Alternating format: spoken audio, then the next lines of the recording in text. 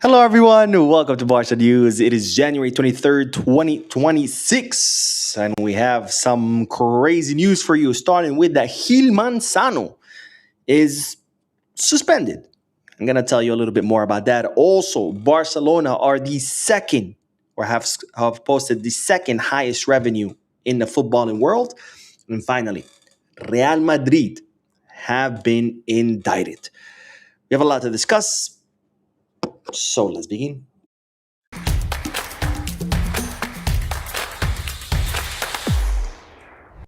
Hello, everyone. Welcome to the channel. My name is Boo. And right now, as you can see, I am not home. I'm traveling. I'm actually in Argentina here on work. This is why I didn't do any videos yesterday because as soon as I finished work, I went to the airport, flew for 12 hours. But I'm here. I'm ready to keep you up to date on all Barcelona news. This is why I'm doing this short live to bring you all the news. And of course, I'm going live 2 more times after this. So stay tuned to the channel because once you're done watching all 3 videos, you're going to be all up to date on Barca news. Anyways, let's dive right into the news because, ladies and gentlemen, Gil Manzano could be suspended for the final week of January. Or actually, I should say should be. Now, after Gil Manzano's horrendous performance in the Barcelona defeat at the hands of Real Sociedad, the CTA have ruled that Gil Manzano was not up to the standards, because let's be real, standards of La Liga are incredibly low. But anyways, the CTA have found that Gil Manzano was not up to the standards because he made a lot of egregious mistakes in that match between Real Sociedad and Barcelona. And as such, they're going to recommend that he rest. That's what they're calling it, that he's going to rest during that final week of January. In other words, he's going to be suspended given his horrendous mistakes against Barcelona, which of course confirms his terrible, terrible refereeing job, and that Barcelona were definitely robbed by this guy, Gil Manzano, who always robs Barcelona, who's been robbing Barcelona for many, many years. And of course, let's not forget, several years ago, Gil Manzano was caught leaving the Bernabeu with bags full of gifts, and those bags had the Real Madrid crest. So, of course, no coincidence that this guy is always robbing us. But nonetheless, another confirmed robbery by Gil Manzano, and he's going to rest as a result of it. Now, as I said previously in the post-match live analysis, I don't blame Gil Manzano for our defeat. I think we simply were very, very unlucky. We were the much more superior team. We created a lot of chances. We had 25 shots, but the ball just didn't want to go in. So despite, of course, this clown's horrendous performance, I still think we should have won. But sometimes that happens. Anyways, on to that next bit of news because, ladies and gentlemen, we do have an official date for the elections. Yes, you heard that right. And right now, I'm trying to figure out why my slides don't want to work, but my slides are not working. So anyways, we're going to have to do it without the slides. But ladies and gentlemen, the elections have been confirmed. As you know, today, Joan Laporta and the board of directors met in order to discuss when Barcelona's elections will be. And they have decided that it will be March 15th. Now, that day, there is a match against Sevilla, and that is why Joan Laporta decided that that's going to be election day because, of course, a lot of people are going to be at the stadium. A lot of socials are going to be at the stadium, so might as well hold that day on elections since people are going to be there anyway. You know, they can take advantage of being at the stadium anyway for the match, and they can vote. So March 15 will be election day to see who will be the next president of Barcelona. Of course, I expected it to be Joan Laporta. But nonetheless, there are other, of course, candidates. It's going to be Victor Font, Xavi Villajuana, and Marc Siria, alongside, of course, Joan Laporta, all four of them running for the presidency of Barcelona. Now, it's been confirmed that those who want to run for the president position, they're going to have to collect 2,321 signatures. 2,321 signatures in order to become an official candidate. Now, it's expected that Joan Laporta will resign on February 5th. Don't freak out. This is just so he can run for the presidency. It's expected that Joan Laporta and several members of the board of directors will resign, including Elena Fort, Xavi Puig, Cisco Pujol, Joan Soler, amongst others. They're all going to resign so they can run as candidates. And in the interim, it's going to be the Barcelona vice president, Rafa Yuste, who will become acting president as Joan Laporta runs for election alongside the other candidates. Now, the one person who's missing out of this whole equation is Ferran Olivier. He's currently the treasurer of Barcelona. He wasn't present at the board of directors meeting, and they're saying he might not be running with Laporta and his board of directors.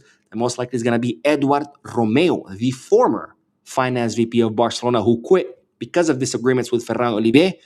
It looks like maybe this time it's Ferran Oliver who's going to be getting the boot, with Eduard Romeo taking his place. Anyways, on to the next bit of news, because, ladies and gentlemen, Deloitte, one of the biggest consulting firms in the world, have produced a report of the clubs that have generated the most revenue, and Barcelona are second on the list with 974 million euros, 974.8 million euros.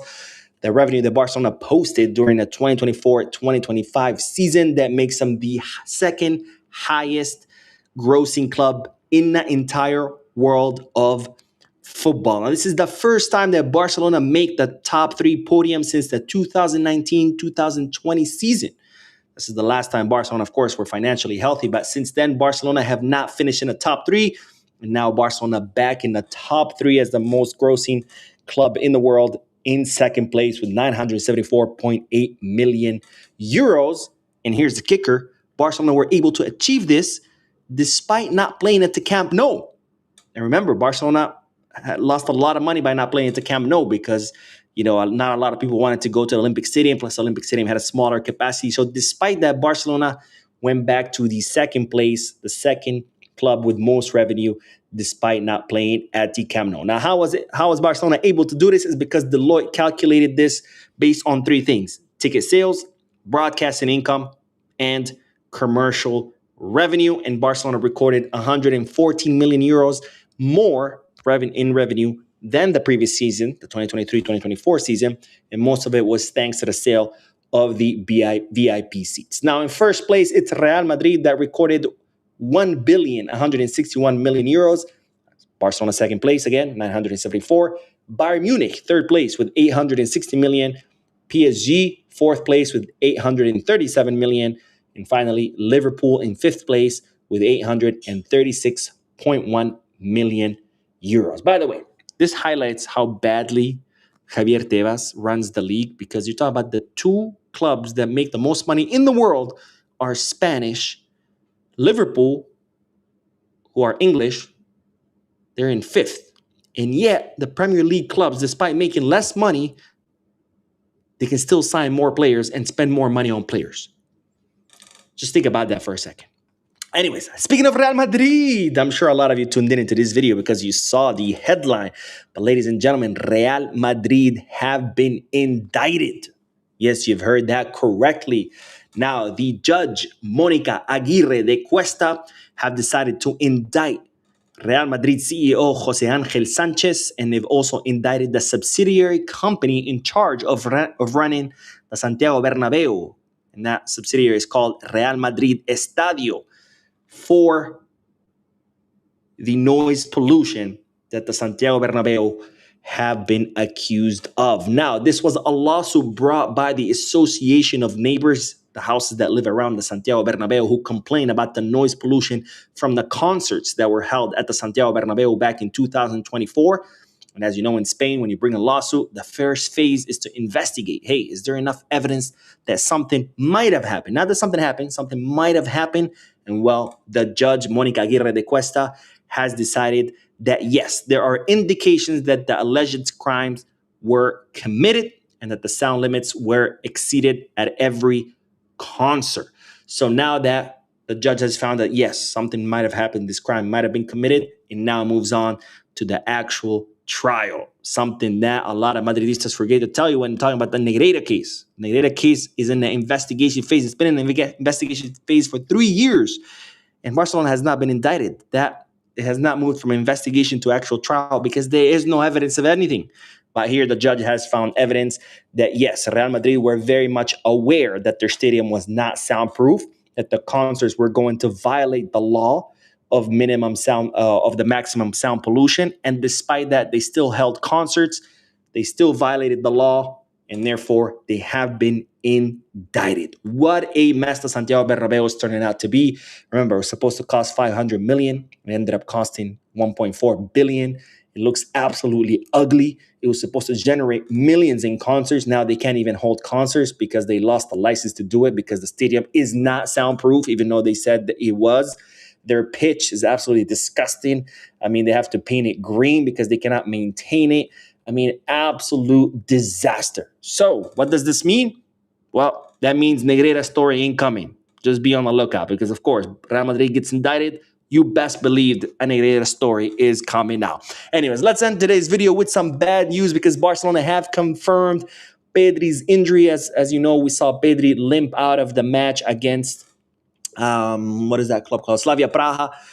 He looked in pain. He was subbed out, and then now medical exams have been performed on the player. He has an injury in his right leg, which will mean that Pedri will be out for an entire month. Yes, Barcelona will be without their most important player for an entire month, and the matches that he will be missing is Real Oviedo, FC Copenhagen, Elche, Albacete in Copa del Rey, Mallorca, Girona, and Levante. Honestly, these matches are not too bad. They're pretty up against a lot of weak side. Weak side, of course. We're always gonna miss Pedri, but I think we should be fine. And it's expected that Pedri could be back for the match against Villarreal, where of course we will need him. Anyways, that is all for this video. I'm going live in a few more moments, so stay tuned to the channel. Don't forget to hit the like button, subscribe to the channel, drop a comment, and as always, peace, guys.